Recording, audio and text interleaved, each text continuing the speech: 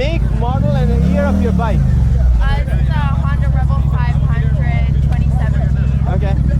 Is this your first bike? Yeah, this is my first bike. I got it back in March. Oh, cool. Okay. Why Honda Rebel versus a different brand? Why did you choose Honda? I chose Honda because I did research and I found that this was like one of the most reliable small engine bikes. Yes.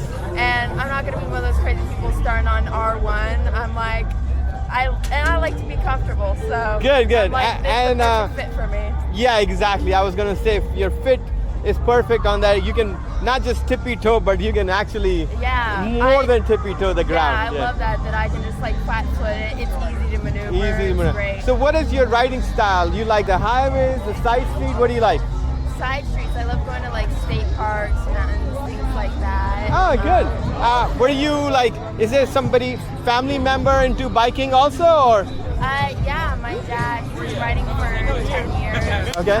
What does he ride? Currently, he rides Harley Davidson, like a giant bagger. I'm not into Harleys. But No problem. So he rides a Harley. That's enough for me. Yeah. You know? That's fine. So, what is your plan with the bike? You're gonna keep it for a while, or what? What's your plan with it? I plan on keeping it for a couple of years, and then I want to go to, depending on how I feel, MT-07 or Oh, good. MT-09. Yeah, that's becoming a very popular bike, the MTOs. You know, Yeah. especially a 7 would be a nice upgrade for you from this one. Seeing how it's developed, I love how it looks. Are you gonna keep this bike and then get the MTO, or are you gonna sell this and then get the MTO? I don't know, it depends on finances. Of course, I understand. But this bike is great for just looking around and things like that. To get your, get your practice going, make you comfortable with the whole riding and everything else. Yeah. So is this your first time here? Yeah, it's my first time here. Awesome.